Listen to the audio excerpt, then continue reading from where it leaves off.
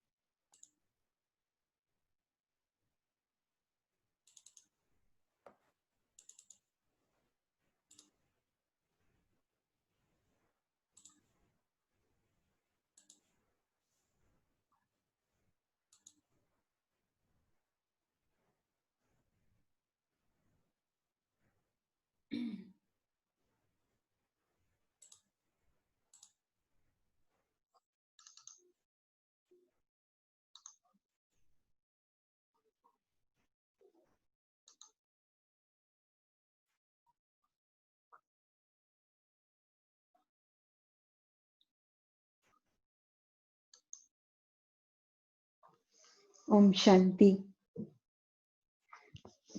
Good morning. आज प्यारे बाबा की अव्यक्त महावाक्य है।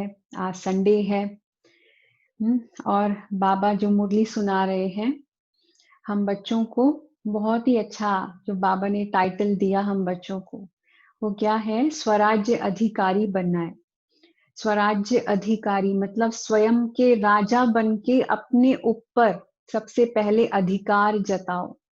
हमारा सबसे पहले तो खुद पे कितना अधिकार है। हाँ, तो अगर खुद पे ही अधिकार नहीं है तो सारे विश्व पर अधिकार कैसे प्राप्त करेंगे? अगर अपने मन पे ही हमारा कंट्रोल नहीं चलता, हमारा मन ही हमारी नहीं सुनता है, तो फिर सारी दुनिया के लोग हमारी क्या बात सुनेंगे? हमारे घर के लोग भी क्या हमारी बात सुनेंगे? इसलिए बाबा ने हमको कहा स्वराज्य अधिकारी बनना है। पहले खुद के राजा तो बनो। तो अगर अपना ही कंट्रोल नहीं है, अपने ऊपर कंट्रोल नहीं है, तो दूसरों पे कैसे कंट्रोल चला सकते? लेकिन चाहते तो हम यही है ना। हम क्या चाहते हैं? हम दूसरों के ऊपर कंट्रोल जताना चाहते हैं, दूसरों के ऊपर अधिकार जताना चाहते हैं। तो बाबा ने हमको कहा स्वराज्य अधिकारी ही विश्व राज्य अधिकारी बन सकते हैं। तो ये 21 जनवरी 1987 की मुरली है। बाबा ने ये जो टाइटल दिया स्वराज्य अधिकारी ही विश्व राज्य अधिकारी। तो आज बाबा, आज भाग्य विधाता बाप अपने सर्वश्रेष्ठ भाग्यवान बच्चों को देख रहे हैं। बाबा कौन है? भाग्य विधाता है ना। तो बाबा कहते हैं मैं भाग्य विधाता आज अपने सर्वश्रेष्ठ भाग्यवान बच्चों को देख रहा हूँ। तो बाप दादा के आगे अब भी सिर्फ यह संगठन नहीं है, लेकिन चारों ओर के भाग्यवान बच्चे सामने हैं। तो ये जरूरी नहीं है, बाबा कहते कि केवल ऐसा नहीं कि तुम लोग मेरे सामने बैठे हो तो केवल तुम ही लोग हो और कोई को मैं नहीं देखता हूँ। बाबा तो सारी दुनिया के जितने लोग हैं सबको, जो बाबा के बच्चे हैं, जो भाग्यवान आत्माएं हैं, उन सबको बाबा इमर्ज करते हैं उस सभा में। तो बाबा कहते चाहे देश विदेश के किसी भी कोने में है, लेकिन बेहद का बाप बेहद बच्चों को देख रहे हैं। यह साकार वतन के अंदर स्थान की हद आ जाती है, लेकिन बेहद बाप की दृष्टि की सृष्टि तो बेहद है। समझे? बाबा कहते दुनिया में तुम्हारी दुनिया छोटी हो सकती है, लेकिन मेरी नजर से देखोगे तो दुनिया बहुत बड़ी है, मेरे बच्चे बहुत सारे हैं। तो बाबा कहते इस साकार वतन के अंदर ये स्थान की तो हद है।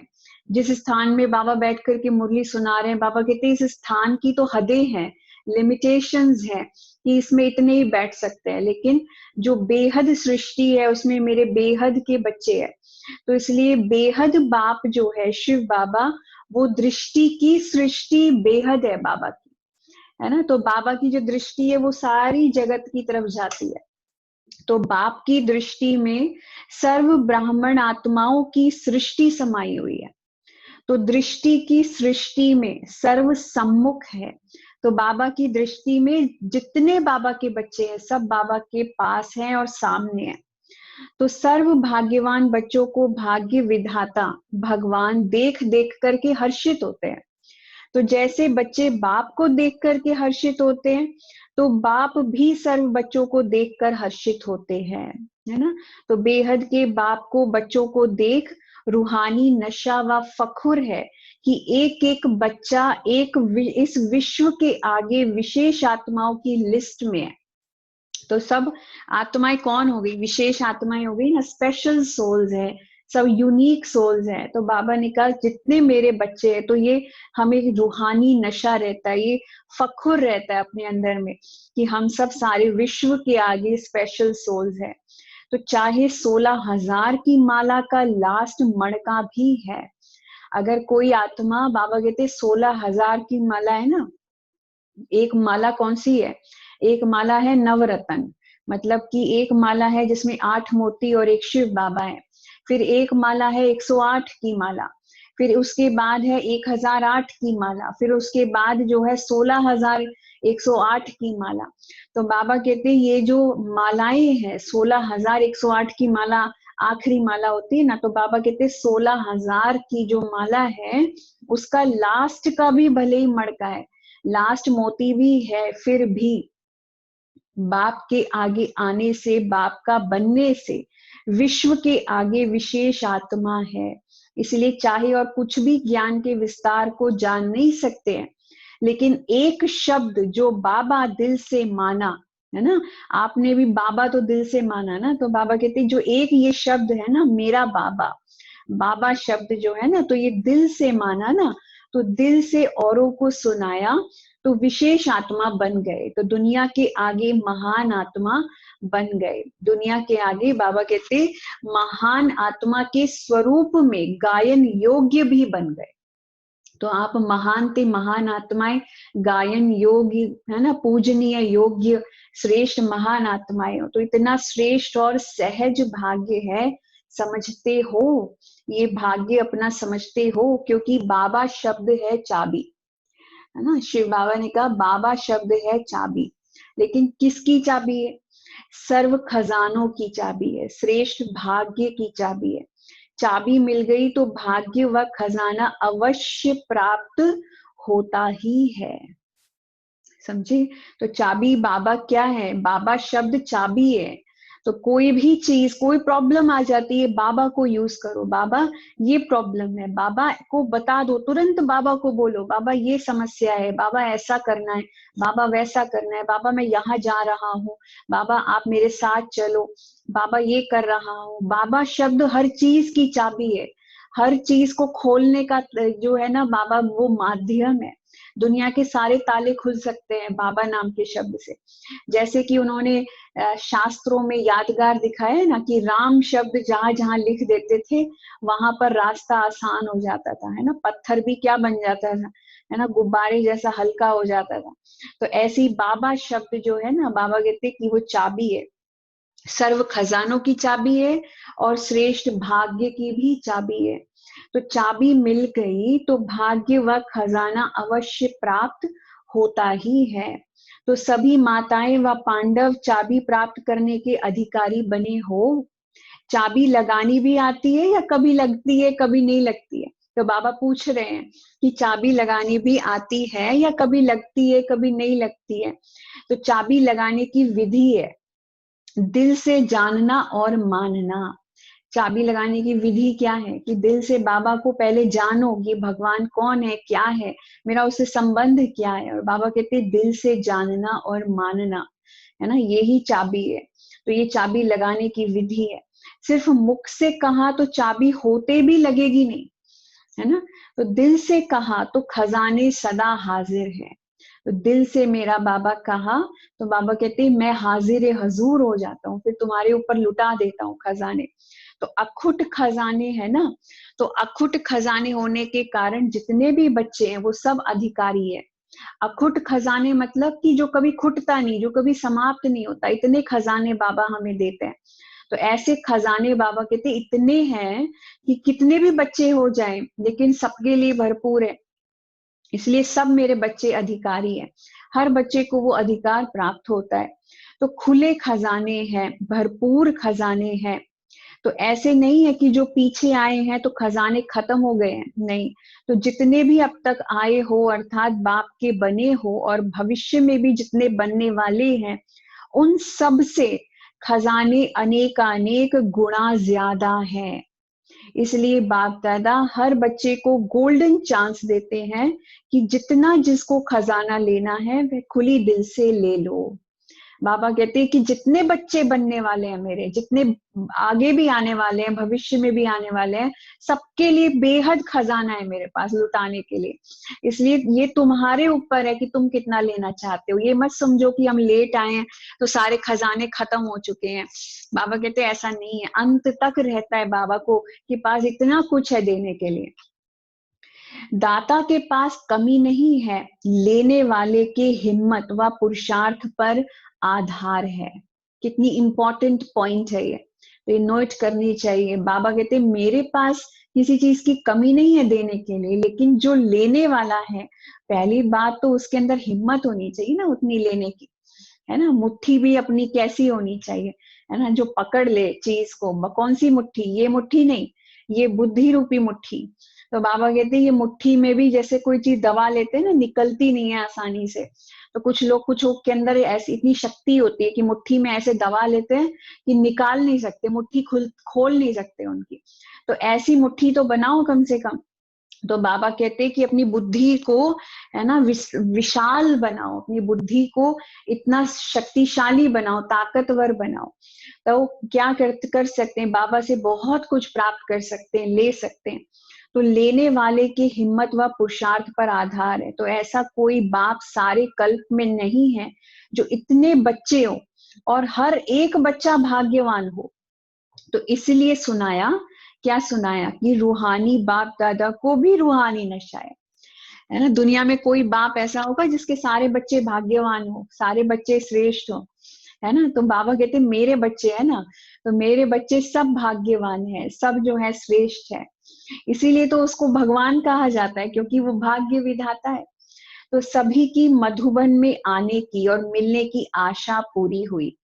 भक्ति मार्ग की यात्रा से फिर भी मधुबन में आराम से बैठने की, रहने की जगह तो मिली ही है ना। तो मंदिरों में तो खड़े खड़े सिर्फ दर्शन करते हैं, लेकिन यहाँ तो आराम से बैठे तो हो ना। वहां तो भागो भागो चलो चलो कहते हैं, और यहाँ आराम से बैठो, आराम से याद की खुशी से मौज मनाओ कहते हैं। तो संगम युग में खुशी मनाने के लिए आए हो तो हर समय चलते फिरते खाते पीते खुशी का खजाना जमा किया। तो कितना जमा किया, इस कितना बाबा कहते इतना किया, खजाना कितना जमा किया, चलते फिरते उठते बैठते खाते पीते। बाबा कहते संगम युग जो है खजाने जमा करने का युग है। तो कितना खजाना जमा किया है, इतना किया है जो 21 जन्म आराम से खाते रहो। तो मधुबन तो विशेष सर्व खजाने जमा करने का ही स्थान है, क्योंकि यहाँ एक बाप दूसरा न कोई। यह साकार रूप में भी अनुभव करते हो, है ना। हमारा तो एक शिव बाबा, दूसरा ना कोई। तो बाबा कहते ये बात साकार रूप में, प्रैक्टिकल में भी तो अनुभव करते हो ना, तो वहां बुद्धि के द्वारा अनुभव करते हो, लेकिन यहाँ प्रत्यक्ष साकार जीवन में भी सिवाय बाप और ब्राह्मण परिवार के और कोई नजर आता है क्या, है ना। तो बाबा कहते यहाँ पर जब मधुबन में हम आते हैं तो हमें कोई सारी दुनिया भूल जाती है, सारे घर परिवार वाले भूल जाते हैं। यहाँ आते ही कौन दिखाई देता है, बाबा दिखाई देता है और बाबा का परिवार दिखाई देता है। तो एक ही लगन और एक ही बातें, एक ही परिवार के, और एक रस स्थिति और कोई रस है ही नहीं, समझे। तो एक लगन है, एक ही बातें हैं, एक ही परिवार के, और एक रस स्थिति और कोई रस है ही नहीं। पढ़ना और पढ़ाई द्वारा शक्तिशाली बनना। मधुबन में बाबा कहते यही काम है ना, और कोई काम है क्या। मधुबन में तो हमारा यही काम है। कितने क्लास करते हो, तो यहाँ विशेष जमा करने का साधन मिलता है, इसलिए सब भाग भाग करके पहुंच गए हो।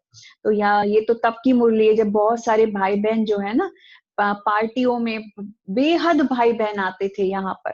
तो बाप दादा सभी बच्चों को विशेष यही स्मृति दिलाते हैं कि सदा स्वराज्य अधिकारी स्थिति में आगे बढ़ते चलो। स्वराज्य अधिकारी यही निशानी है विश्व राज्य अधिकारी बनने की। तो अगर हम खुद के राजा बन गए हैं तो हम विश्व के राजा, विश्व के राज्य अधिकारी भी बन जाएंगे। तो बाबा कहते ये निशानी है, स्वराज्य अधिकारी बनना ही निशानी है विश्व राज्य अधिकारी बनने की। तो कई बच्चे रूह रिहान करते हुए बाप से पूछते हैं, बाबा हम बच्चों के साथ क्या करते हैं, रूह रिहान कहते हैं उसको। रूह रिहान मतलब आत्मा की रूह से बातें, कम्युनिकेशन, रूह का रूह के साथ कम्युनिकेशन। तो हमारी बाबा ये जो बहुत मीठी जुबान है, बहुत मीठी भाषा है जो हम बच्चों की है भगवान के साथ। तो बाबा हम बच्चों, क्योंकि बाबा शरीरों से बात नहीं करते, हम आपस में शारीरिक बातें, लौकिक दुनिया की बातें नहीं करते हैं, शरीर आपस में बातें नहीं कर रहे हैं, लेकिन हम सब आपस में कौन सी बातें कर रहे हैं, आत्मा आत्मा से बात कर रही है, परमात्मा हम आत्माओं से बात कर रहे हैं, इसलिए हम उसको रूह रिहान कहते हैं। तो शिव बाबा कहते हैं कई बच्चे रूह रिहान करते हुए बाप से पूछते हैं कि हम भविष्य में क्या बनेंगे, राजा बनेंगे या प्रजा बनेंगे। तो बाप दादा बच्चों को रेस्पॉन्ड करते हैं कि अपने आप को एक दिन भी चेक करो तो मालूम पड़ जाएगा कि मैं राजा बनूंगा व साहूकार बनूंगा व प्रजा बनूंगा। क्या कहा बाबा ने, सिर्फ एक दिन निकालो और एक दिन चेक करो कि आपकी स्थिति क्या रहती है पूरे दिन में। तो उससे ही आपको पता पड़ जाएगा कि मैं राजा क्वालिटी की आत्मा हूँ, साहूकार क्वालिटी की आत्मा हूँ या प्रजा क्वालिटी की आत्मा हूँ। तो पहले अमृत वेले से अपने मुख्य 3 कारोबार के अधिकार, है ना, अपने सहयोग साथियों को चेक करो, वह कौन है। तो बाबा ने कहा सबसे पहले अमृत वेले से शुरू करो। तो अमृत वेले से आपके पास 3 जो है कर्मेंद्रियां हैं, सूक्ष्म कर्मेंद्रियां हैं, 3 कारोबारी हैं। कौन है वो, बाबा कहते एक मन, बुद्धि और फिर तीसरा आपके संस्कार। तो सबसे पहले ये जो 3 कारोबार के अधिकारी हैं, अपने सहयोगी हैं और साथी हैं, ये तीनों ही आपके सहयोगी भी हैं, साथी भी हैं और आपके क्या है, अधिकारी भी हैं। तो इन तीनों की चेकिंग सबसे पहले होनी चाहिए अमृत वेले से। तो वो पहला नंबर किसका है, मन का है। तो बाबा कहते हैं मन अर्थात आपकी संकल्प शक्ति। तो सबसे पहले अमृत वेले अपनी संकल्प शक्ति को चेक करो। फिर दूसरा आपकी बुद्धि अर्थात निर्णय शक्ति, और तीसरा है पिछले व वर्तमान श्रेष्ठ संस्कार। तो इन तीनों की चेकिंग होनी चाहिए, मन, संकल्प शक्ति, बुद्धि, निर्णय शक्ति और तीसरा आपके इस वर्तमान के और पिछले श्रेष्ठ संस्कार। तो इन तीनों की चेकिंग होनी चाहिए क्योंकि ये तीनों ही विशेष कारोबारी है। जैसे आजकल के जमाने में राजा के साथ महामंत्री व विशेष मंत्री होते हैं, तो उन्हीं के सहयोग से राज कारोबार चलती है। तो सतयुग में मंत्री नहीं होंगे, लेकिन समीप के संबंधी साथी होंगे, है ना। क्योंकि वहां मंत्रियों की आवश्यकता नहीं है ना, वहां पे राजा और उनके साथी सक्षम होते हैं डिसीजन लेने में। तो बाबा कहते हैं वहां मंत्रियों को रखने की आवश्यकता नहीं होती है कि आपका ये डिपार्टमेंट, एग्रीकल्चर डिपार्टमेंट, यहाँ पर एजुकेशन डिपार्टमेंट, ऐसे मंत्री बनाने की जरूरत नहीं होती है। तो बाबा कहते किसी भी रूप में साथी समझो व मंत्री समझो, लेकिन यह चेक करो कि ये तीनों स्व के अधिकार से चलते हैं। कौन तीनों? मन, बुद्धि और संस्कार। तो इन तीनों की चेकिंग करो कि ये स्व के अधिकार से, मेरे अधिकार से ये मन, बुद्धि और संस्कार चलते हैं। इन तीनों पर स्व का राज्य है व इन्हों के अधिकार से आप चलते हो, या फिर मन आपको चलाता है। दोनों कौन सी चीज है आपको चला रही है, या फिर संस्कार इतने हावी हो जाते हैं कि वो आपको चलाते हैं। श्रेष्ठ संस्कार, सतयुगी संस्कार भूल जाते हैं, बाबा की शिक्षाएं भूल जाती हैं, और पुराने जो दकियानुसी संस्कार हैं, चिड़चिड़ेपन के संस्कार हैं, लड़ाई झगड़े के संस्कार हैं, ऊंचा बोलने के संस्कार हैं, गुस्सा करने के संस्कार हैं, वो वापस बाहर आ जाते हैं। तो बाबा कहते ये सारे संस्कार अगर बाहर आकर के आपको गाइड करते हैं, तो फिर अपने आप को चेक कर लो कि मैं क्या बनने वाला हूँ, राजा बनने वाला हूँ, साहूकार बनने वाला हूँ, या प्रजा बनने वाला हूँ। तो बाबा कहते चाहो, है ना, तो ये इस चीज को चेक करो, जो चाहो जब चाहो वैसा ही संकल्प कर सकते हो, ये भी चेकिंग करो। जहां बुद्धि लगाना चाहो वहां लगा सकते हो, वह बुद्धि आप राजा को भटकाती है। हाँ, बुद्धि आप कभी कहीं भटकती है, कभी कहीं भटकती है। तो बाबा कहते संस्कार आपके वश हैं या आप संस्कारों के वश हो। तो राज्य अर्थात अधिकार, तो राज्य अधिकारी जिस शक्ति को जिस समय जो ऑर्डर करे वह उसी विधि पूर्वक कार्य करते, वह आप कहो एक बात और वह करे दूसरी बात। तो बाबा कहते जो शक्ति जहां लगाना चाहो, है ना, जहां उसको ऑर्डर करो वो वही विधि पूर्वक करती है या फिर अपनी मन मर्जी से करती है। तो क्योंकि निरंतर योगी अर्थात स्वराज्य अधिकारी बनने का विशेष साधन ही मन और बुद्धि है।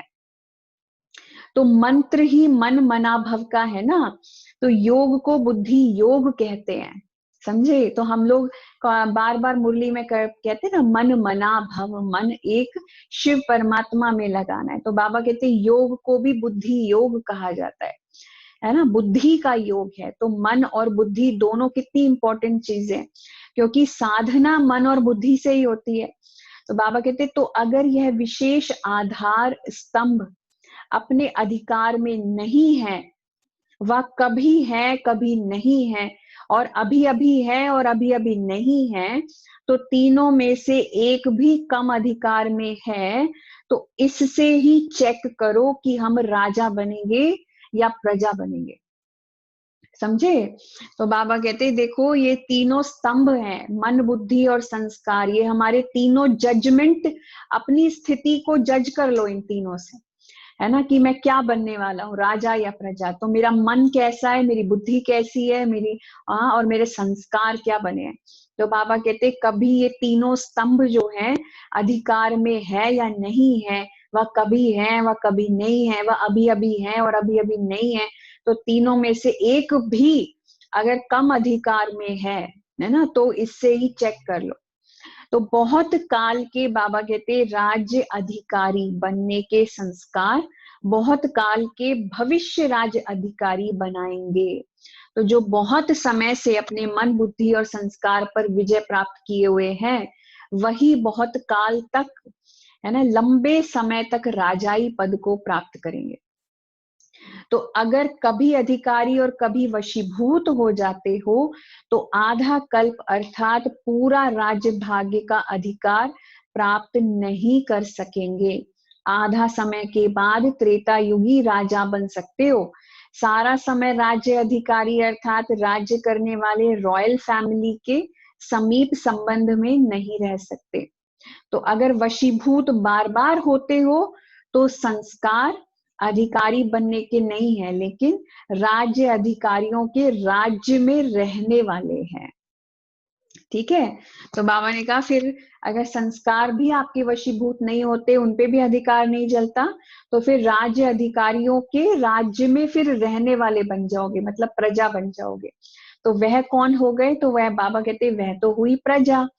तो समझा कि राजा कौन बनेगा और प्रजा कौन बनेगा। तो अपने ही दर्पण में अपने तकदीर की सूरत को देखो। यह ज्ञान अर्थात नॉलेज, ये दर्पण है ना।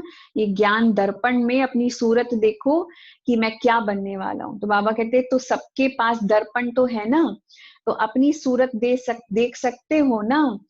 हाँ, तो ऐसे नहीं कि अंत में तो बन ही जाएंगे। बाबा कहते अगर अंत में बनेंगे तो अंत का एक जन्म थोड़ा सा राज्य कर लेंगे, लेकिन यह भी याद रखना कि अगर बहुत समय का अब से अभ्यास नहीं होगा, व आदि से अभ्यासी नहीं बने हो, आदि से अब तक यह विशेष कार्यकर्ता आपको अपने अधिकार में चलाते हैं व डगमग स्थिति करते रहते हैं, अर्थात धोखा देते रहते हैं, दुख की लहर का अनुभव कराते रहते हैं, तो अंत में भी धोखा मिल जाएगा। कौन से हैं आपके विशेष कार्यकर्ता? कौन से? मन बुद्धि संस्कार, ये आपके 3 विशेष कार्यकर्ता है ना। जैसे कि पार्टी में कार्यकर्ता होते हैं ना, तो बाबा ने कहा ये 3 विशेष कार्यकर्ता है, मन बुद्धि संस्कार। तो बाबा ने कहा कि अगर बहुत समय का अब से अभ्यास नहीं होगा, व आदि से अभी अभ्यासी नहीं बने हो, और आदि से अब तक, शुरू से अब तक ये आपके जो विशेष कार्यकर्ता है, मन बुद्धि संस्कार, आपको अपने अधिकार में चलाते हैं, वह आपको डगमग स्थिति करते रहते हैं, अर्थात धोखा देते रहते हैं, दुख की लहर का अनुभव कराते रहते हैं। तो क्या कहा बाबा ने? तो अंत में भी आपको धोखा मिल जाएगा। धोखा अर्थात दुख की लहर जरूर आएगी, तो अंत में भी पश्चाताप के दुख की लहर आएगी। इसलिए बाप दादा सभी बच्चों को फिर से स्मृति दिलाते हैं कि राजा बनो और अपने विशेष सहयोगी कर्मचारी व राज्य कारोबारी साथियों को अपने अधिकार से चलाओ। समझा? तो बाप दादा यही देखते हैं कि कौन कौन कितने स्वराज्य अधिकारी बने हैं। अच्छा, तो सब क्या बनना चाहते हो? राजा बनना चाहते हो ना, तो अभी स्वराज्य अधिकारी बने हो, वह यही कहते हो कि बन रहे हैं, बन तो जाएंगे। बाबा कहते हैं गे गे नहीं करेंगे, क्या करना गे गे, हम तो बन जाएंगे बन जाएंगे। तो बाबा कहते ये गे गे नहीं करना, है ना। जाएंगे तो बाबा कहते बाप भी कहेंगे अच्छा राज्य भाग्य देने को भी देख लेंगे। समझे? तो सब बच्चे हंसने लगे, है ना। तो जैसे जो बच्चे कहेंगे ना कि नहीं बाबा हम बन जाएंगे, तो बाबा भी क्या कहेगा, ठीक है हम भी राजभाग्य देख लेंगे कि तुम्हें देंगे या नहीं देंगे। तो बाबा भी कहते हैं, तो सुनाया ना कि इसलिए बहुत समय का संस्कार अभी से चाहिए। वैसे तो बहुत काल नहीं है, बाबा कहते थोड़ा काल है, अभी थोड़ा ही समय है, लेकिन फिर भी इतने समय का भी अभ्यास नहीं होगा तो फिर लास्ट समय यह उलहना नहीं देना। हमने तो समझा था लास्ट में ही हो जाएगा, इसलिए कहा गया है कब नहीं तो अब नहीं, है ना। बाबा कहते कब नहीं अब। तो ये जो है ना कि बहुत से बच्चे सोचते हैं ना कि लास्ट, अभी तो अंतिम घड़ी बची है, तो अंतिम घड़ी तक हम तैयार हो जाएंगे। तो बाबा कहते अब नहीं तो फिर कब नहीं, है ना। तो कब हो जाएगा? नहीं, अभी होना ही है, अभी बनना ही है। तो अपने ऊपर राज्य करो, अपने साथियों के ऊपर राज्य करना नहीं शुरू करना। समझे? हम दूसरों पे राजाई दिखाते हैं ना, दूसरों पे अधिकार दिखाते हैं। तो बाबा कहते पहले अपने ऊपर, अपने खुद के राजा बनो, अपने ऊपर अधिकार जताओ। जिसका स्वयं पर राज्य है, उसके आगे अभी भी स्नेह के कारण सर्व साथी भी, चाहे लौकिक चाहे अलौकिक, सभी जी हजूर और हांजी कर कहते हुए साथी बन करके रहते हैं। समझे? जिसका खुद के ऊपर अधिकार है, जो अपनी खुद की सेल्फ रिस्पेक्ट में रहता है, अपनी सेल्फ डिग्निटी में रहता है, बाबा कहते उनके आगे चाहे दुनिया की आत्माएं हो, चाहे लौकिक आत्माएं, चाहे अलौकिक आत्माएं, सब उनके आगे जी हजूर और हांजी कहते हुए उनके साथी बन करके रहते हैं। स्नेही और साथी बन करके हाजी का पाठ, बाबा कहते हैं वो प्रैक्टिकल में दिखाते हैं। तो जैसे प्रजा राजा की सहयोगी होती है ना, स्नेही होती है, तो ऐसे आपकी यह सर्व कर्मेंद्रियां, विशेष शक्तियां सदा आपके स्नेही सहयोगी रहेंगी और इसका प्रभाव साकार में आपके सेवा के साथियों व लौकिक संबंधियों साथियों पे भी पड़ेगा। ठीक है, तो दैवी परिवार में बाबा कहते अधिकारी बन ऑर्डर चलाना यह नहीं चल सकता है ना। दैवी परिवार क्या, लौकिक घर में भी नहीं चल सकता ना। बाबा कहते लौकिक परिवार में भी बहुत हम क्या सोचते, मेरे ऑर्डर प्रमाण सब चले, मुझे सब कुछ बतावे, मेरे अनुसार मुझसे पूछते क्यों नहीं है, मुझे बताते क्यों नहीं है। तो बाबा कहते ये परिवार में ये सब ऐसे अधिकार आप जताओगे तो ये सब नहीं चलेगा, है ना। तो स्वयं अपनी कर्मेंद्रियों को ऑर्डर में रखो, तो स्वतः आपके ऑर्डर करने के पहले ही सर्व साथी आपके कार्य में सहयोगी बनेंगे, स्वयं सहयोगी बनेंगे, ऑर्डर करने की आवश्यकता ही नहीं है। तो स्वयं अपने सहयोग की ऑफर करेंगे, क्योंकि आप स्वराज्य अधिकारी हो। तो हर बात में निश्चिंत बनो, अपने मन के ऊपर कंट्रोल रखो। मन के ऊपर को, मन में संकल्प क्यों चलाते हो? बाबा कहते मन से एकदम निश्चिंत बनो, मन के राजा बनो। तो बाबा कहते ये करेंगे तो सबका सहयोग आपको ऑटोमेटिकली प्राप्त होगा। तो जैसे राजा अर्थात दाता, तो दाता को कहना नहीं पड़ता, अर्थात मांगना नहीं पड़ता, तो ऐसे स्वराज्य अधिकारी बनो। अच्छा, बाबा कहते ये मेला भी ड्रामा में नूंद था। कौन सा मेला? ये जो बच्चों का मेला है, वहां ड्रामा कह रहे हो ना, तो दूसरे लोग कभी हाय ड्रामा कहेंगे, कभी वहां ड्रामा, लेकिन आप सदा क्या कहते हो? वहां ड्रामा वहां। जब प्राप्ति होती है ना, तो प्राप्ति के आगे कोई मुश्किल नहीं लगता है। तो दुनिया के लोग तो इस दुनिया को देख करके हाय हाय कहते हैं, हाय मेरे साथ क्या हो गया, हाय ये क्या समय कैसा खराब चल रहा है, तो समय को भी खराब खराब कहते रहते हैं। तो बाबा कहते आप तो ऐसे नहीं हो। क्यों? क्योंकि आप बच्चे क्या हो? ड्रामा की हर सेकंड को देख करके वहां वहां करने वाले हो कि समय भी बहुत अच्छा चल रहा है, समय भी महान है। तो बाबा कहते तो ऐसे ही जब इतने श्रेष्ठ परिवार से मिलने की प्राप्ति हो रही है, तो कोई मुश्किल नहीं लगेगा। मुश्किल लगता है तो खाने पर ठहरना पड़ता है। बाबा कहते खाओ तो भी प्रभु के गुण गाओ और क्यू में ठहरो तो भी प्रभु के गुण गाओ। कुछ भी हो जाए, कुछ भी हो, एक बाबा कहते कुछ खाते हो तो भी भगवान के गुण गाओ, है ना, और क्यू में खड़े हो, लाइन में खड़े हो तो भी भगवान के गुण गाओ। तो यही काम करना है ना। तो बाबा कहते यह भी रिहर्सल हो रही है, अभी तो कुछ भी नहीं है, अभी तो और वृद्धि होगी ना। तो बाबा कहते ऐसे अपने को मोल्ड करने की आदत डालो, तो जैसा समय वैसे अपने आप को चला सके। तो बाबा कहते जमीन में सोने की भी आदत पड़ गई है ना, पड़ जानी चाहिए। तो ऐसे तो नहीं खटिया नहीं मिली तो नींद नहीं आएगी, टेंट में भी रहने की आदत पड़ गई ना, अच्छा लगा तो टेंट लगते हैं ना यहाँ पर, तो बाबा पूछते हैं कि टेंट में रहने की भी आदत पड़ गई है या डालनी पड़ती है? ठंडी तो नहीं लगती है। तो अभी सारे आबू में टेंट लगाए हैं, टेंट में सोना अच्छा लगा या कमरा चाहिए? याद है पहले पहले जब पाकिस्तान में थे तो महारथियों को ही पट में सुलाते थे, क्योंकि जब पाकिस्तान में थे तो वहां तो खटिया नहीं मिलती थी, तो कितने सारे बच्चे थे, करीब 300, 350, 400 बच्चे एक ही स्थान पर रहते थे, एक ही कोठरी में रहते थे। कितने बच्चे रहते थे, तो खटिया थोड़ी ना 300 400 खटिया थी वहां पे, तो कैसे सोते थे? जमीन पे ही सोते थे।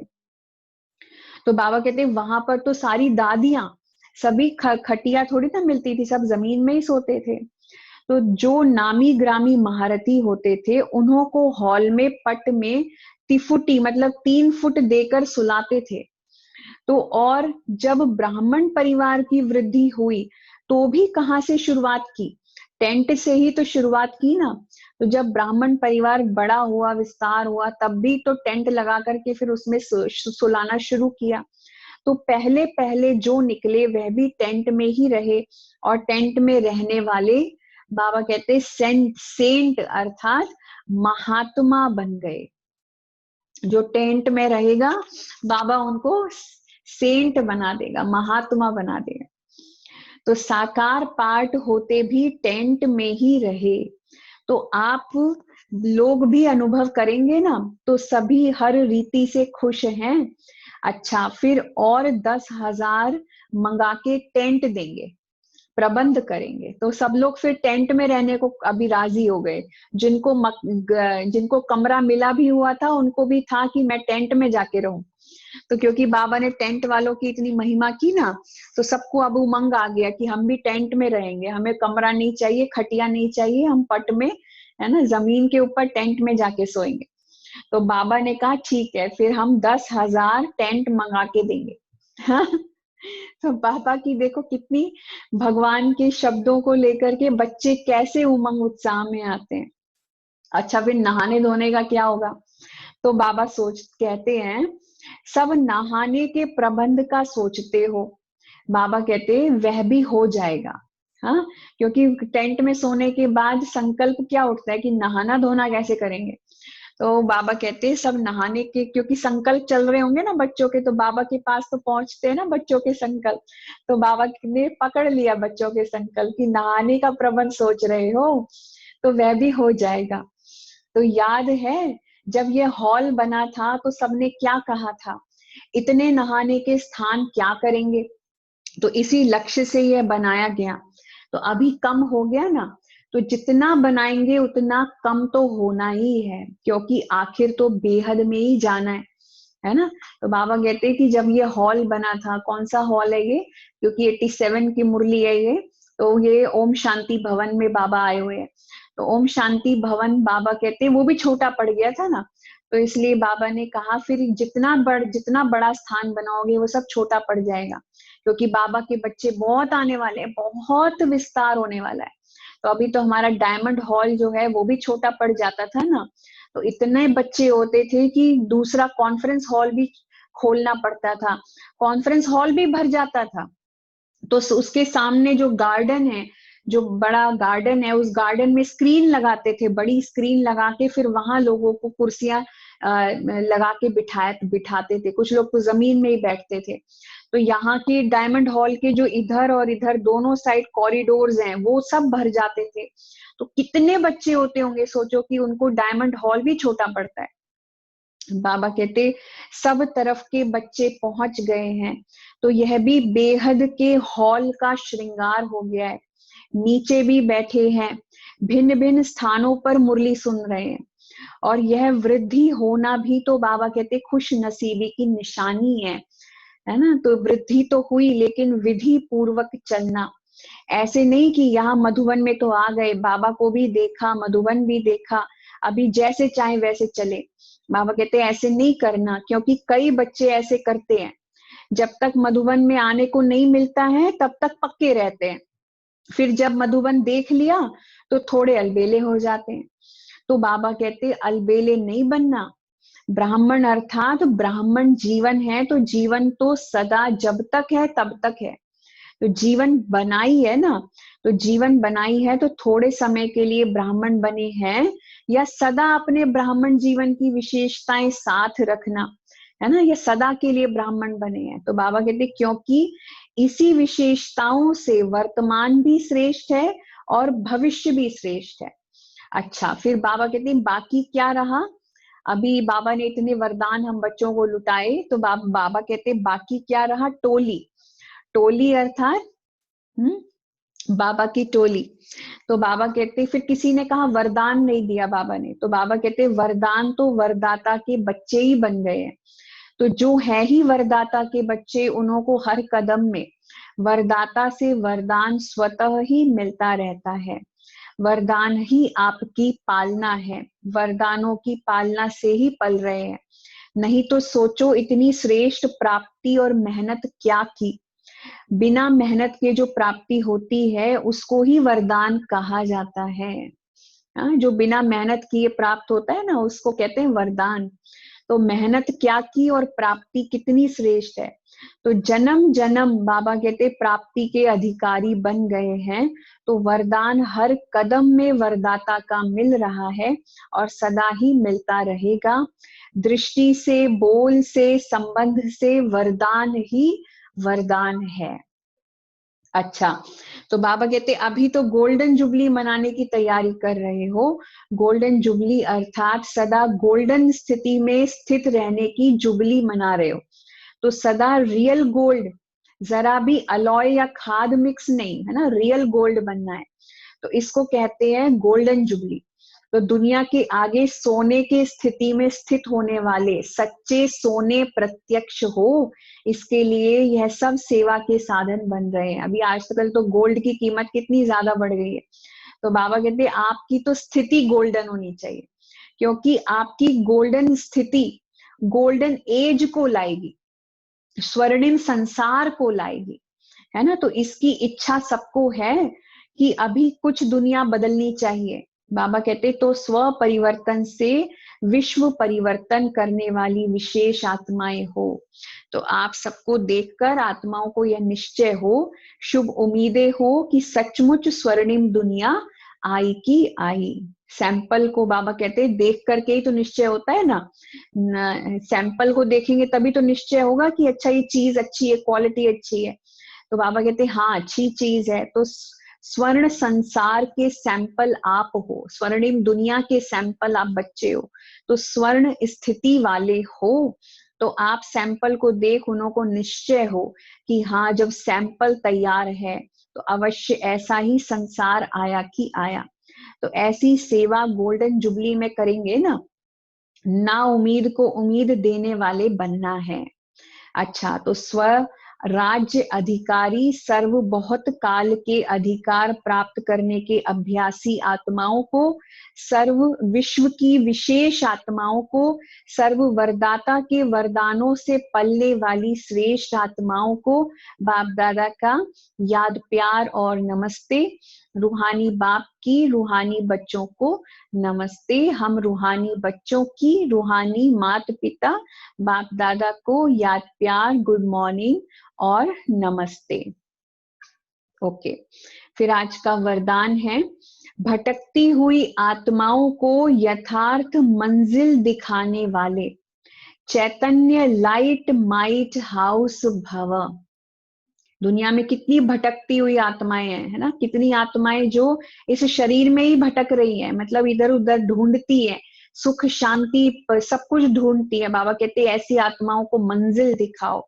तो उन्हें ऐसी मंजिल दिखाने वाले चैतन्य रियल के लाइट और माइट हाउस बनो। लाइट हाउस, माइट हाउस, शक्ति का भंडार, है ना, और तेज का, लाइट का भंडार बनो। तो किसी भी भटकती हुई आत्मा को यथार्थ मंजिल दिखाने के लिए चैतन्य लाइट माइट हाउस बनो। इसके लिए दो बातें ध्यान पर रहें। पहला कि हर आत्मा की चाहना को परखना। जैसे योग्य डॉक्टर जो होता है उसे कहा जाता है जो नब्ज, जैसे योग्य डॉक्टर उसको कहा जाता है जो नब्ज को जानता है। तो ऐसे परखने की शक्ति को सदा यूज करना।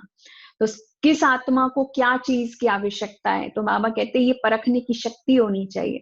जैसे योग्य डॉक्टर होता है ना, नब्ज देख के बता देता है कि इसको बीमारी क्या है, तो उसी तरीके से हर आत्मा को परखना कि इस आत्मा की इच्छा क्या है, चाहता क्या है। दूसरा बाबा कहते सदा अपने पास सर्व खजानों का अनुभव कायम रखना। सदा यह लक्ष्य रखना कि सुनाना नहीं है, लेकिन सर्व संबंधों का और सर्व शक्तियों का अनुभव कराना है ना, केवल भाषण नहीं देना है। बाबा कहते सर्व शक्तियां और सर्व संबंधों का उनको अनुभव भी होना चाहिए कि ये मेरा अपना परिवार है, ये मेरे भगवान का परिवार है, भाग्य विधाता का परिवार है। फिर स्लोगन है आज का, दूसरों की करेक्शन करने के बजाय एक बाप से ठीक कनेक्शन रखो। हम बहुत बार दूसरों में कमियां निकालते रहते हैं ना कि ये ऐसा करता है, ये वैसा करता है।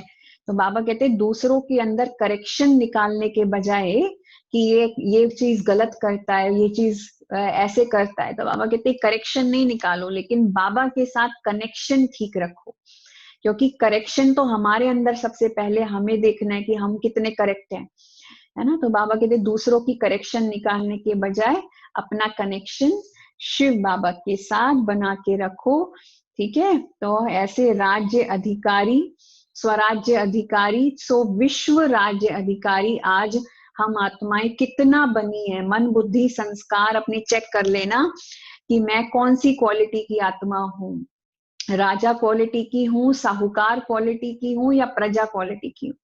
तो अपने मन बुद्धि और संस्कार का बाबा ने देखो कितना अच्छा आज टेस्ट बता दिया कि चेक करना है क्या बनने वाले हो, तो अपनी स्थिति चेक कर लो, अपने 3 कारोबारी को देख लो। 3 कार्यकर्ता है ना आपके पास, मन बुद्धि संस्कार, तो वो कार्यकर्ता कैसे कार्य करते हैं उसके अनुसार आप जज कर सकते हो। Okay, thank you. ओम शांति।